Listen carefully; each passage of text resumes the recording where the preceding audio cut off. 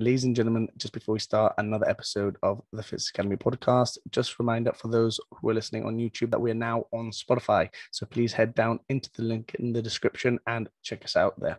On with the episode. I just want to achieve as much as possible, like regardless to contracts, money or anything like that. For me, it's something deep inside me. I want to be a good athlete. I want to get better, whether I get to the Olympics or whether I start achieving the 15s world. I don't know, whatever it may be. Those sort of goals in my head keep me pushing forward and drive me forward, and then everything else, such as like the contracts and stuff, that's just a bonus. Yeah.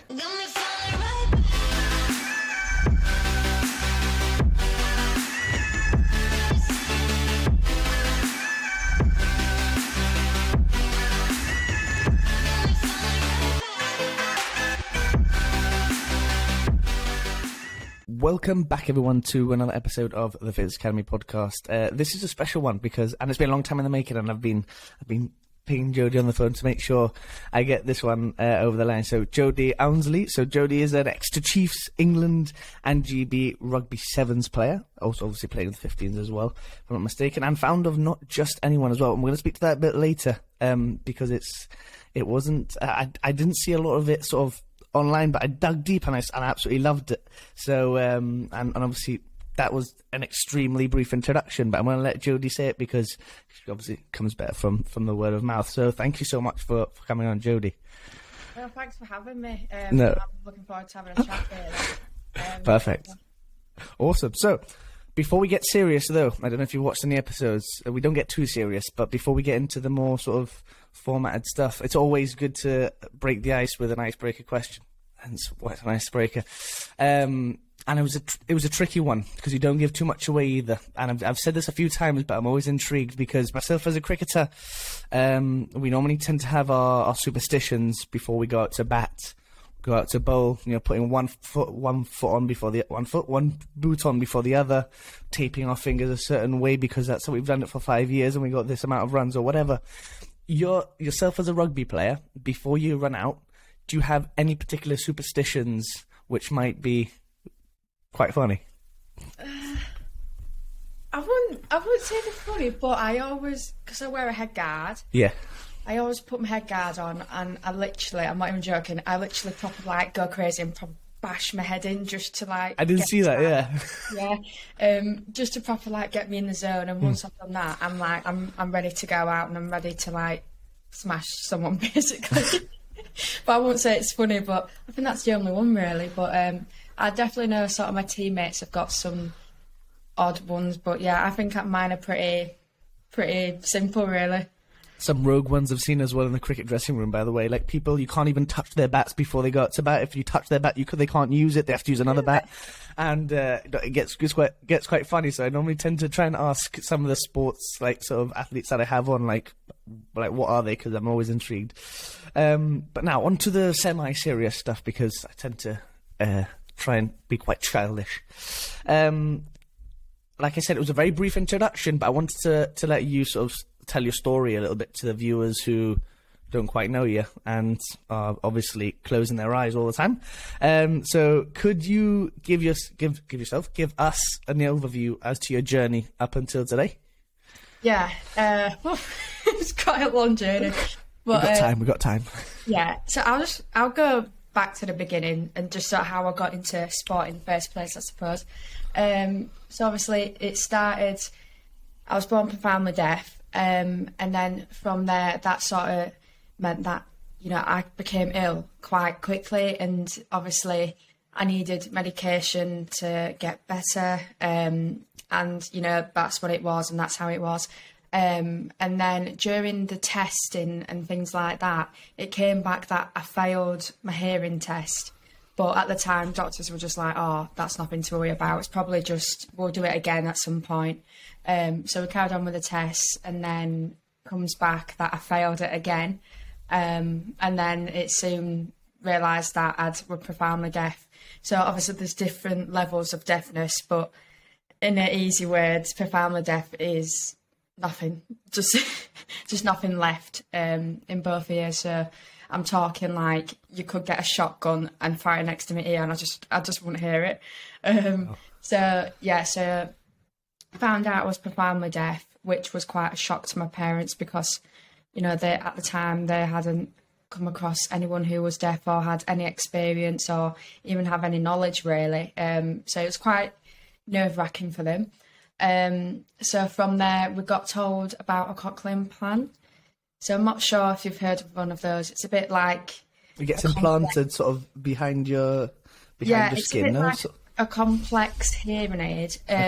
But basically it's a magnet that's placed under my skin, and it sits on my skull. And then the actual, like, the bit on my ear there is just the processor where, like, the batteries are and whatnot. But, yeah, it's the science behind it is, like, unreal because, obviously, I don't have any hearing. There's nothing there.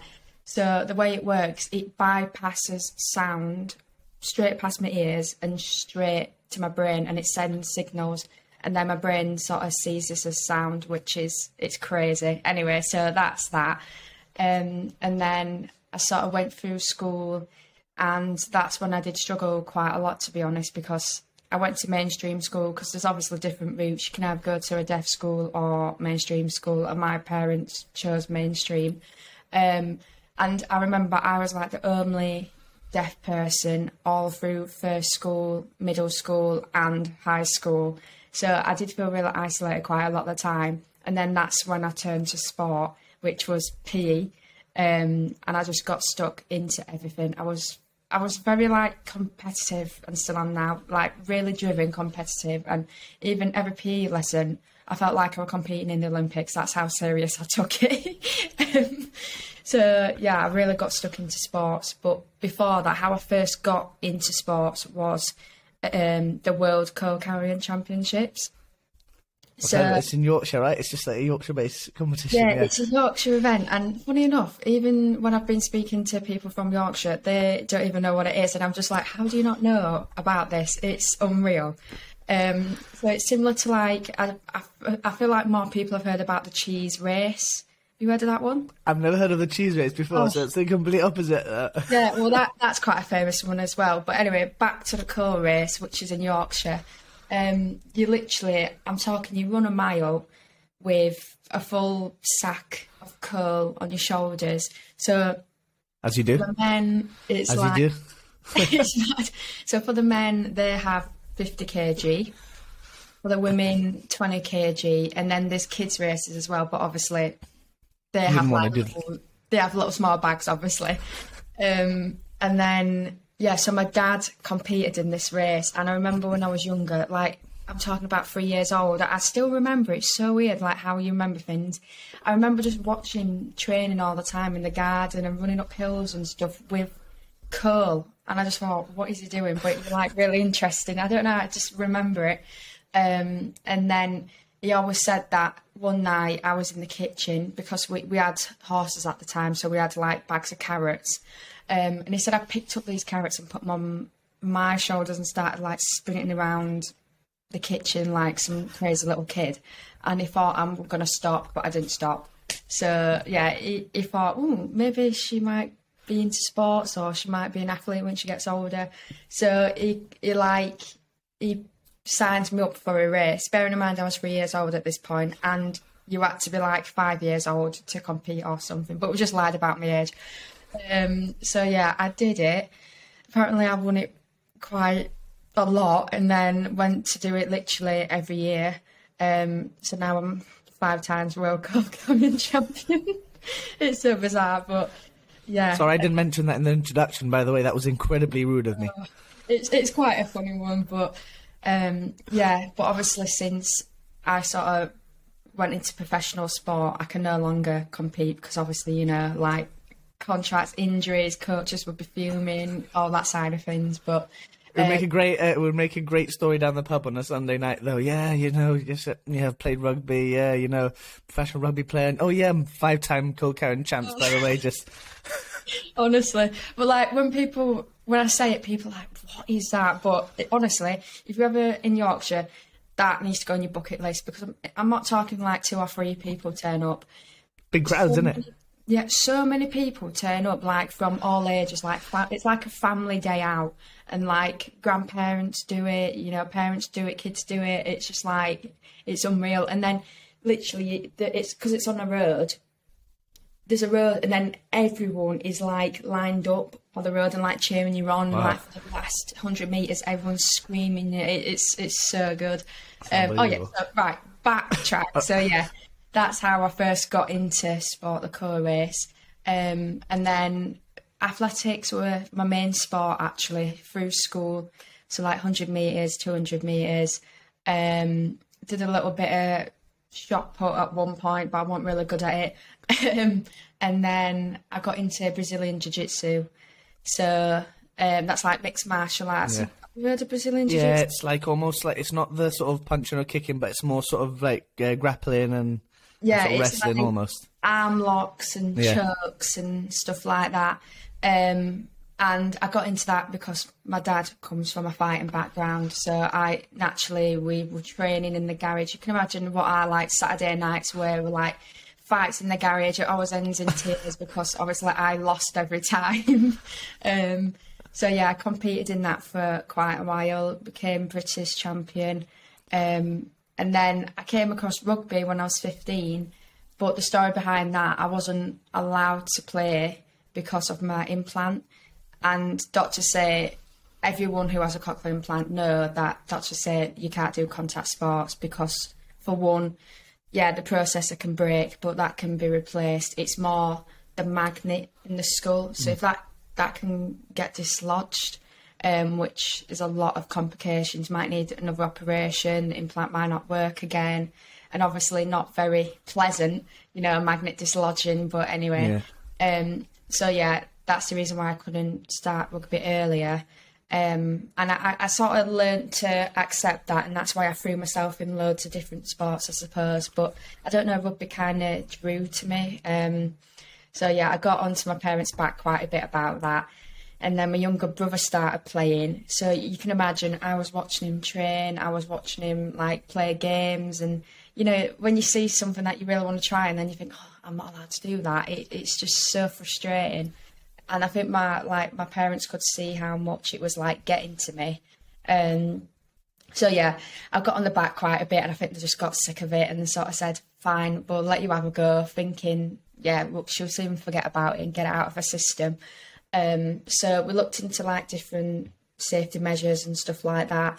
We asked different specialists, and obviously they all said no, but it was like, okay, we understand the risks behind everything. And then we came across a rugby scrum cap, so obviously a head guard, and we thought, well, we could try this out. Like, number one rule, I know you don't look great, but you've got to wear this head guard and we'll let you play, basically. So I was like, fine, I'd rather look like an egg, but if it means I can play, I'll wear it.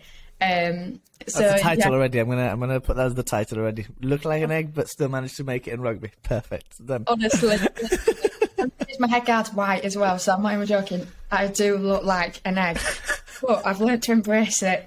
So yeah, got me a guard. Went down to my local club. I was honestly terrified. I didn't know anything about rugby. I didn't know the rules or anything like that. I just watched it on TV and thought, well, yeah, I want to try that. But everyone were lovely. Did my first session, absolutely loved it. And then literally fast forward the last 6 years, I'm the first deaf female rugby player to represent England and GB. And now it's, my full-time job. So it's been a crazy journey. Sorry, I've literally blurted everything out, but yeah. It's from experience of on Monday, the 38 episodes that we've done, I can guarantee you that it's far better when I don't speak, so that's perfectly fine. The interesting one was you obviously went to the training session, and then when you went to rugby club, you kind of mentioned that you didn't actually want to do it but from a confidence perspective. Was that always just due to sort of the probably a few years ago, the stereotypical tough rugby sort of sense, was it? Or was it because of sort of the fact that you had the cochlear implant and because it was sort of not encourage or discouraging you, to be sort of worried and have that lack of confidence? To be honest, I think I was just... No, I've always struggled with confidence, and I don't know if that's just because, obviously, my deafness and, missing a lot of things, and it can be quite isolating. So I always think that. I don't actually know, or I could just generally be quite a shy person, but I think I was just so nervous because it was something completely new. I didn't know anyone there. I didn't know anything about rugby. It was... And then, obviously, the situation, I felt like I was doing something that I shouldn't be doing, which was playing rugby when everyone's telling me to say, not don't. To do it, yeah. Yeah, and I'm here, sat in the car with a pair of rugby boots and a head guard. So, I think it was just a whole mix of emotions. And the funny thing was, I was in the back of the car, and we got into the car park, and I literally panicked. I was like, Dad, I don't want to do this now. Can we just go home? Can we just forget about it? I'm too nervous. And he literally turned around. He was just like, are you kidding? Right, we've come all this way and we've gone through all of this, like asking specialists, got your head guard. We're not going home now. Like, you'll absolutely enjoy it once you do it, and you'll be great. And I needed that push and someone to say, snap out of it, basically. And then, obviously, I did end up loving it, and sort of the nerves kind of just went then. And obviously, my confidence is built over the years. So, it's a quick turnaround. It's a quick turnaround from your dad, and I'm going to throw him under the bus here because I remember seeing a video where like the first 5 minutes he said, "Well, hopefully, fingers crossed, we go to the first session," and she snaps out of it. And then fast forward, you're in the car, you got that lack of confidence, and you're like, "No, all right, we come all this way now. You're getting out of there, all right." Get on your feet, get your boots on, and haul at it. So it's a big turnaround, isn't it? Yeah, literally. But I needed that. Because he could have easily gone like, oh, all right then, if you don't feel comfortable, we'll go home. And then, who knows, I might have never done it again. But the fact that it was like, he knew me, so he was like, no, you can do this. And he was reassuring, but also subtly like saying, snap out of it and get on with it, you're going to be fine. And I knew that. I knew I was going to be fine. I was just having a bit of a flap, that's all. But yeah, it's quite funny looking back on it though. Yeah. The lack of confidence surprised me, to be honest, because one of the lines which stood out to me straight away was that when someone tells me I can't do something, I immediately want to do it. And obviously it goes back to sort of the inner child where your mum tells you not to touch something and then you want to touch it. And then does it almost relay back to that? Because I can relate to that 110%, but it's quite weird how then that links into the lack of confidence bit, isn't it? Because then you're just about sort of wanting to try new things, isn't it? Yeah, it's a weird one, confidence. Like, I don't even know why I lacked it so much. And then obviously, like you said, when people are saying, especially like your mum saying, don't touch that, and you just have this instance like, touch it, literally. So I don't know, that were kind of the same. Like, people, I think I don't know if it would have been different if I had rugby and I could just do rugby without, if I wasn't deaf, for example, if I didn't have my implant and I could play rugby, I don't know if I would have been as eager to give it a go. Does that even make sense? Yeah, it does, yeah. One was saying, no, you're not allowed to do that. I were turning around thinking, no, I want to do that. I can do that. Yeah. You know what I mean? It's weird, but yeah. And then with the confidence, I don't know. I think it was just a bit of a whole mixture, really. But yeah, rugby has like 100% helped with my confidence. I think if I hadn't got involved in sport overall or rugby, then I don't know. I think I would have been quite a different person to who I am today, to be honest. Even though that sounds a bit cliche and cheesy, but I generally believe that. But, well, yeah. The next thing that stood out to me was linking into that, how you kind of try and prove sort of others wrong, because again it links into the confidence bit again. I'm throwing you under the bus here. Confidence. That's what that's going to title it now. Where you say, "Oh, I'm trying to prove others wrong." Why do you reckon that is? Because I think over the past few years, as I've matured as sort of a strength and conditioning coach and an athlete, or well, maybe not athlete anymore, it's always been about proving myself right because of the lack of confidence side. But when you have that sort of external, and I'm so thankful, and that's why I'm so honoured to have you on, where you can consider the outside world of wearing the cochlear implant, not being told that, oh, you can't do this. does it then switch from, no, you know what, I can forget about myself, it's all about proving these guys wrong and showing them that I actually can do it? Well, it's quite weird you say this now, because I think for the last couple of years, and obviously when I started rugby, it was very like, yeah, I want to prove people wrong. I need to, it was all about everyone else. I need to do it for them and show that I can do it and prove it to other people. But then, I don't know, I think over the years, I've kind of just more focused about why do I need to prove myself to other people? Why can't I just do it for myself? That was my thought process, because then seeing how much of it achieved so far, and obviously that you're going to achieve in the future, it sort of boggles me sometimes, and it makes me sort of that much more, I don't know what's the right word, a little bit sort of confident in myself, knowing that, you know, I always used to think that I was the only one who sort of had that lack of confidence, and then sort of hearing it from someone like yourself who's overcome it, and then, yes, obviously it still creeps in, it's natural sometimes, you know, when you're playing big competitions like you do, but, you know, it's very sort of, it helps a lot, because it puts me at ease knowing, right, cool, you know, other people have been there, learn from them, and then crack on. It is a weird one. And to be honest, I don't, like you said, like I thought quite a lot of the time about confidence, it's just me who's feeling like that. Everyone around me seems to have loads of confidence, or confidence in their ability, or, you know, doesn't let anything sort of affect them. But I felt like, well, no, for one, I don't feel too confident, and I don't really have much confidence in my ability as an athlete. But that's grown now, obviously, but especially in the last couple of years. But I think, weirdly, when I tried to sort of change it in my head that you don't need to be doing it for other people, you don't need to be proving, you know, yourself to other people for them, because what's the point of that? Because, you know, it's just, you don't want to do it for other people, you're doing it for yourself. Like, why did you join the sport in the first place? Probably because you enjoy it and you feel good.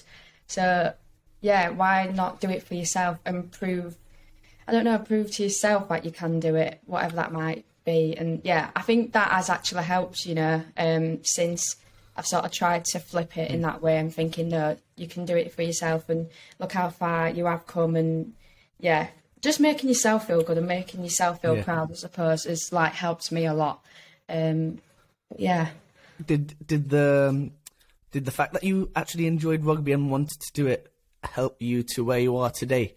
Because I think studying sport in an academic side as well, you get an understanding as to whether, especially if you're working in like academy setting where you can tell if an athlete actually does want to be there, or whether mum and dad will be like, no, you need to be there, you know, I want you to do this, I want you to do that. For you, do you reckon that you've actually got to where you've got to so far because you actually enjoyed it? Because obviously we've just spoken about how mum and dad were a bit concerned and probably didn't want you to do it at first. Yeah. Was it always sort of that element where you're like, no, I'm doing it because I enjoy it, you know, not because I need to prove it to someone else? Yeah, for me, which even since being a kid, I've always just wanted to be an athlete, whatever that sport was. I didn't know it was going to be rugby or athletics or Brazilian jiu-jitsu. Or co-carrying. Co-carrying, yeah.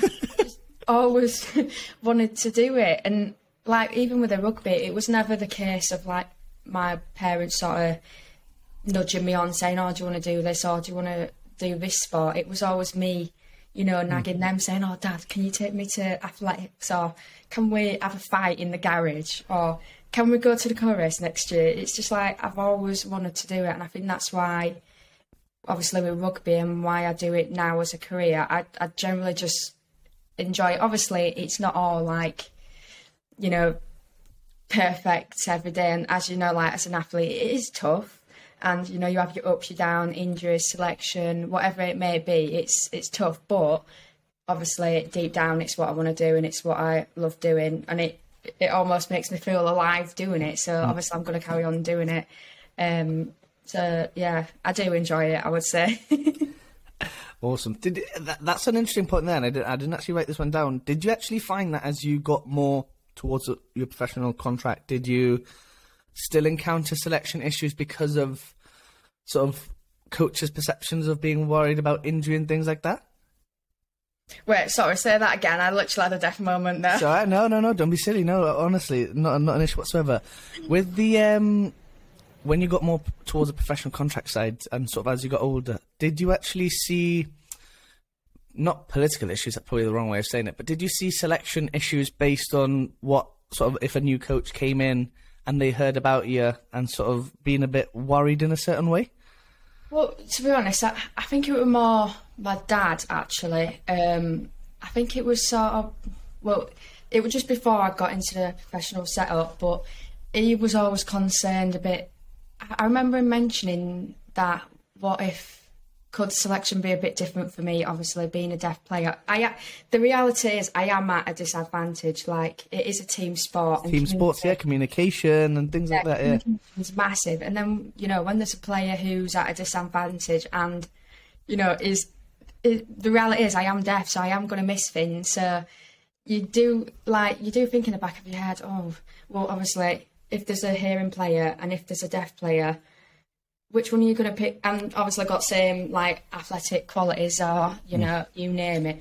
Are they going to pick the hearing player or they're going to pick a deaf player? And that is the reality of it. You just don't know. But that did play in my mind. But then I just thought, you know, if I'm good enough, if I'm a good enough player, if I've got the right attitude and I'm honest and, like, find, you know, ways to adapt, then I wasn't worried about it. And then I think when I did go into the professional setup, I realised, like, that's when I had to speak up about it. I had to be, like, proactive with it, because obviously we needed ways that my team could, like, communicate with me so that I was adding value to the team. Otherwise, it was just going to be me missing things and then staying quiet. And then, you know, you can't do that in the professional world.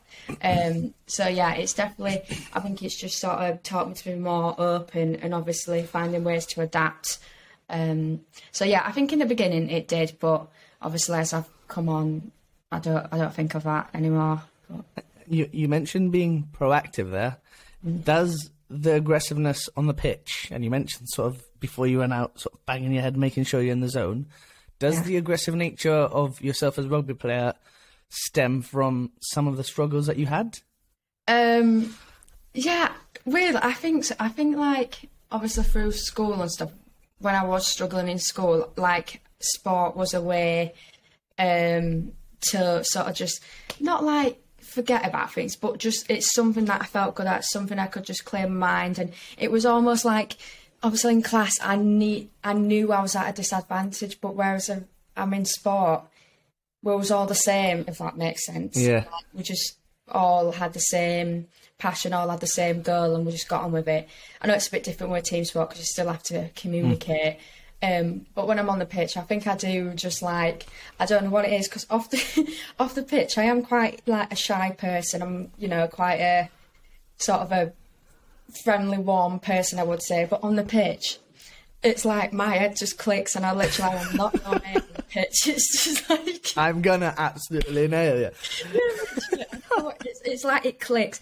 And even when I put my head guard on, again, that's like, it's like an instant switch. Like, I'm in the zone now. I love that. Yeah. Don't talk to me.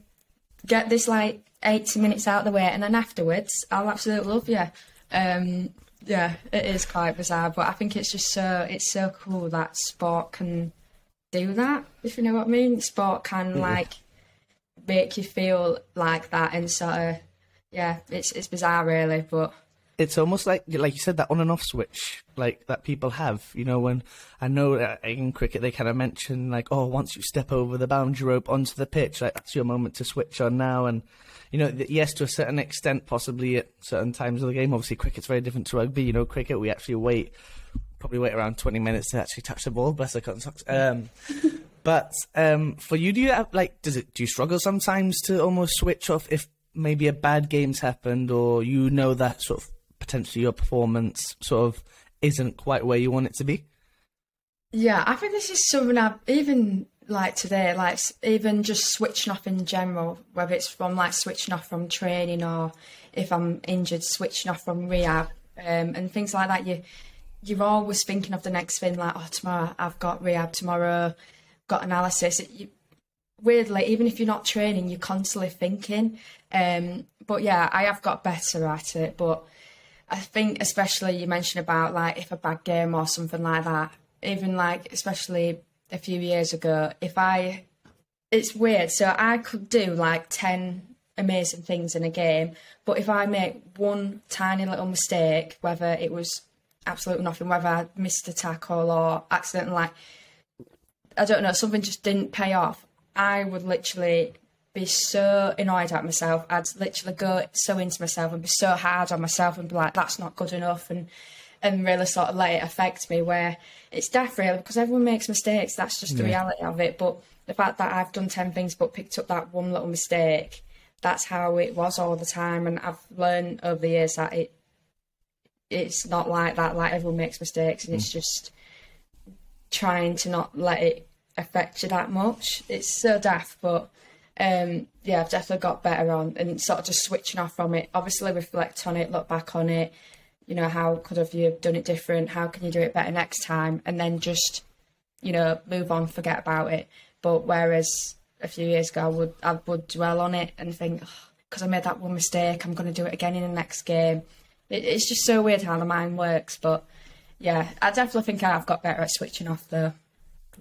Was you're sort of attempting to switch off the drive for the Not Just Anyone campaign that you've sort of started up? Because I kind of saw how they linked it together and how trying to hear everyone's sort of stories and experiences, which is quite funnily the reason why I actually do this podcast every single week, is because, you know, I'm not a great reader, I'm practically applied. So like, give me a conversation with someone or give me 10 minutes with someone, and I'll cheer your ear off. But sort of, was that a sort of a driving force to be like, look, outside of rugby now, I've got this amazing story. There's going to be others with the same stories or similar stories?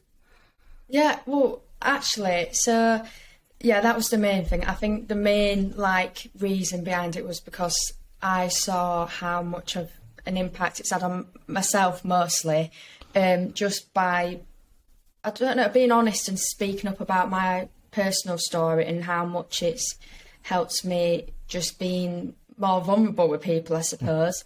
And I sort of just wanted other people to feel like they can do that as well, because it's just, I just think it's really powerful, sharing stories with each other and just speaking, as daft as that sounds, just speaking to each other and sharing experiences, because you just learn so much, don't you? We're just doing it right now, aren't we? This is what we're doing now, and even though, I'll be brutally honest with you, I can't relate in certain aspects, and, that's perfectly fine. And that's why I get inspired to ask people like yourself to come on, is because I don't have that experience personally. So I find that it's almost respectful and intriguing to actually hear it from someone who actually has, no?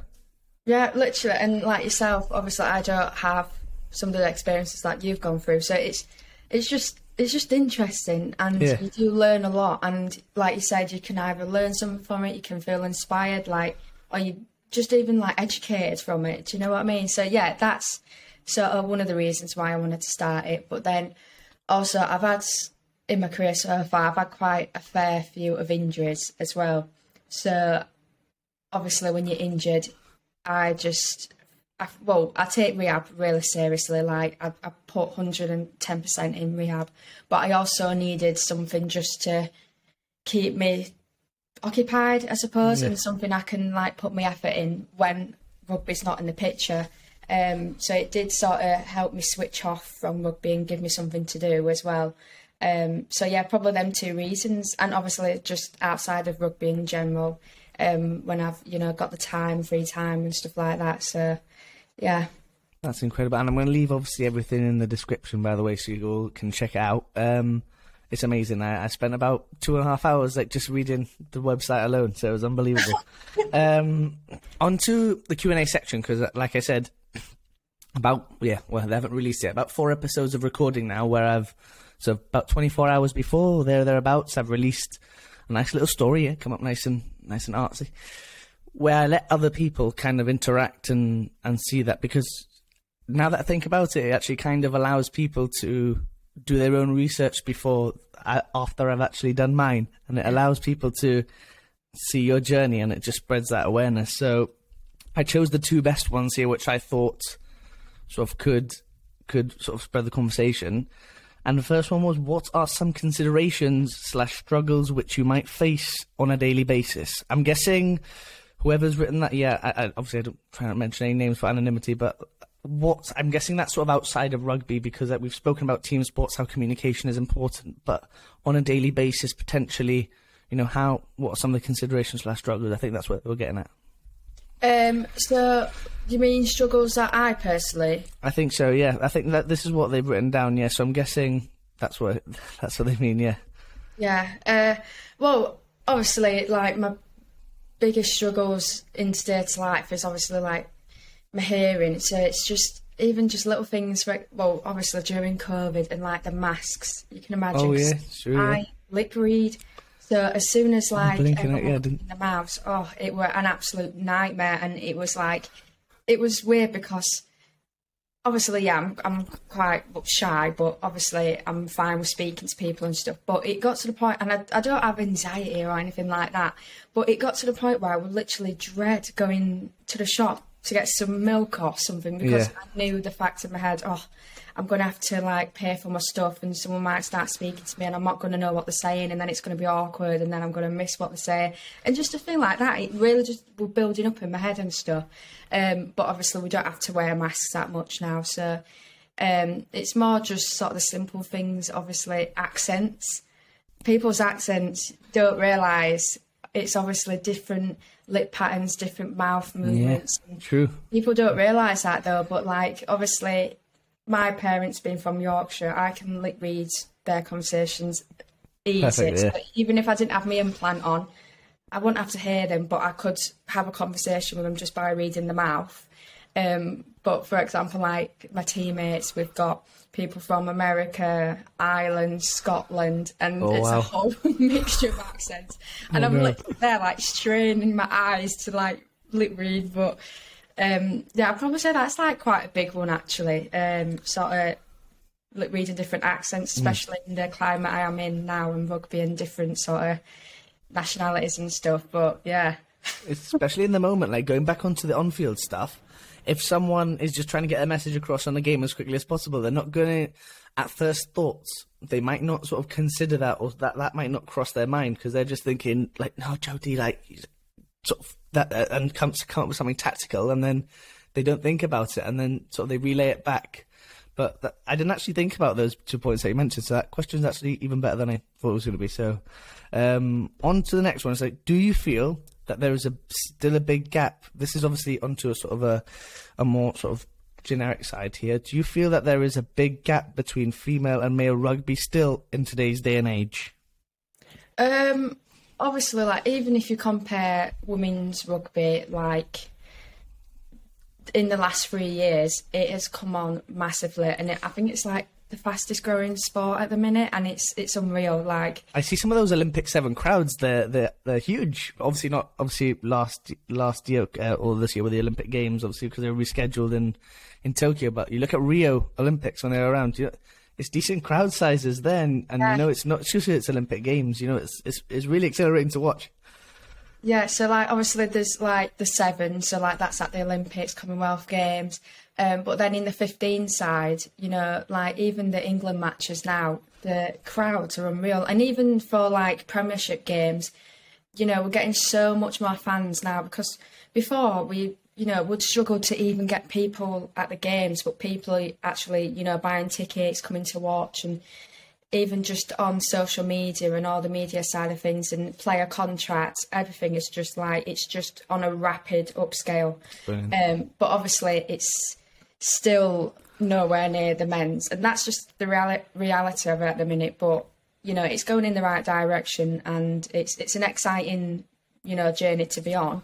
So yeah, hopefully in the next 3 years it's just going to continue to keep growing. You know, more girls get into rugby, you know, more contracts, more money into the game, and yeah, and obviously the Women's 15s World Cup's happening at the minute, and the sort of attraction and like the excitement around that's been massive. So it's not there yet, but it's definitely getting there, and it's on the right track. And you mentioned that, and I'm going to answer my own question here because I'm greedy. I can't do it. Does the because of obviously the way that possibly professional rugby and the gap that might have at the moment, does competitions like the Olympic Games and the Commonwealth Games give you that sort of drive, knowing that, you know, potentially, you know, in what is Paris 2024? Yeah. Does that drive you sort of towards them years, because you know that, you know, it's well and truly sort of round the corner and you could potentially go to the Olympic Games? Yeah, for me, I just want to achieve as much as possible, like regardless to contracts, money or anything like that. For me, I don't know, it's something deep inside me. I want to be a good athlete. I want to get better, you know, whether I get to the Olympics or whether I sort of achieving the 15s world. I don't know, whatever it may be. Those sort of goals in my head keep me pushing forward and drive me forward, and then everything else, such as like the contracts and stuff, that's just a bonus. Yeah. Just keep trying to be better, basically, and see where it gets me. I worked recently with the Gibraltar Football Association, and one of the practitioners there kind of gave me a really sort of, it was bizarre at first, but he kind of said that you understand the practitioner you become when you retire, when the number of shirts that you've got on your wall. And obviously I've got some in the background there, which is obviously fantastic. You know, some of the athletes that I sponsor, and I know even in front of me I've got some with the teams that I've worked for. Does that, and they showed that hell of a lot in your HSBC, was it, documentary? Oh, where you were holding your shirt and it said Ounsley on the back, and does that almost give you another sort of sight of motivation to be like, yeah, you know, I'm going to have all these shirts on the walls from all these competitions that I've been to? Yeah, to be honest, like, for me, it's quite bad for me, because I'm one of these people who, yeah, I've achieved something, but then I'm, right, what's the next thing? Right, I need to get here, right, I need to aim for this, aim for that, and get better here.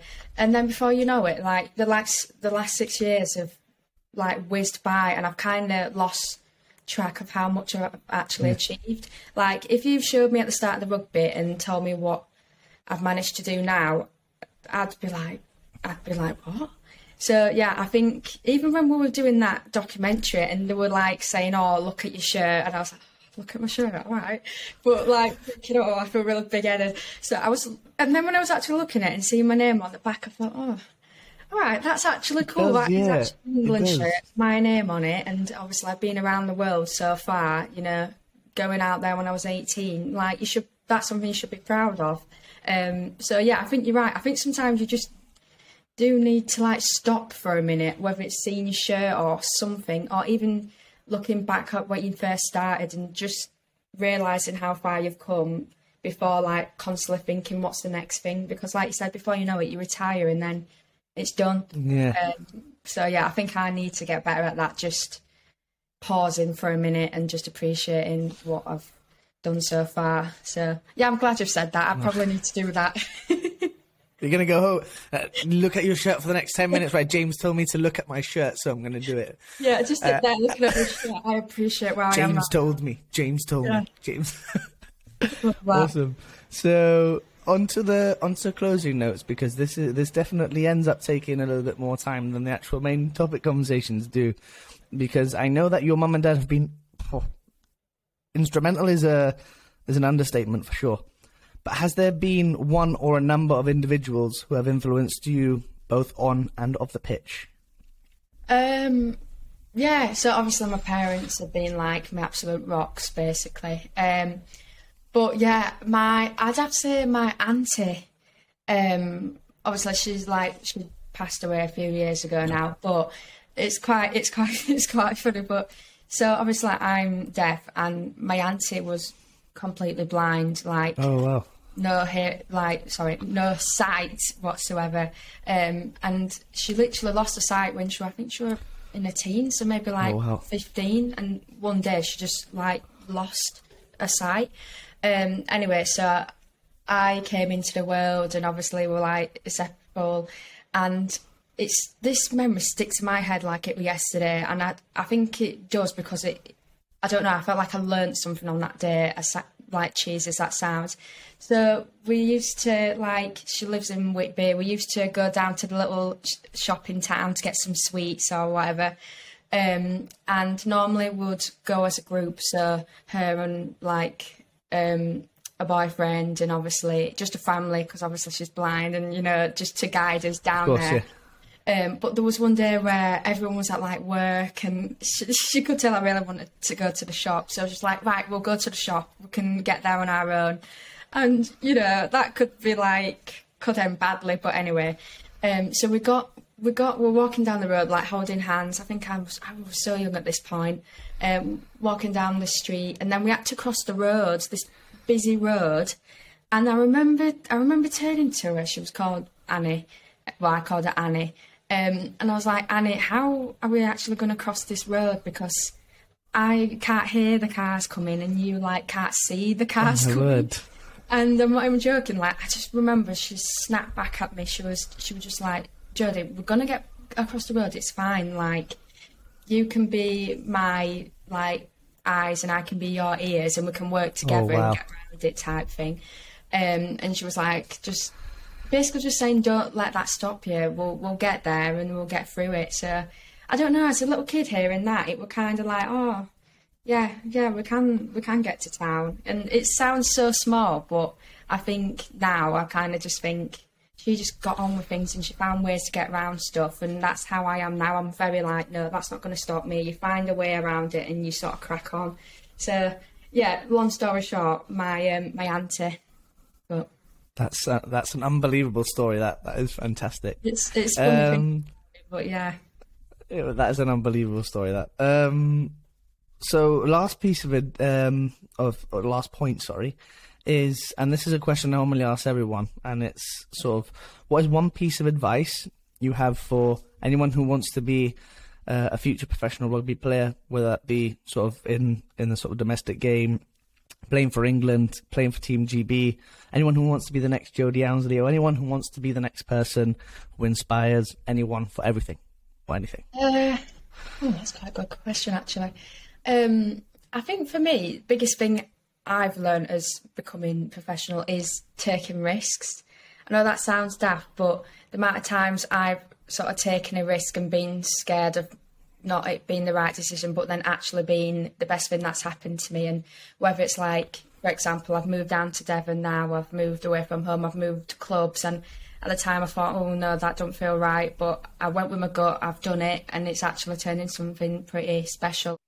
Ladies and gentlemen, unfortunately, that was the point where we lost Jodie's connection and the recording didn't continue.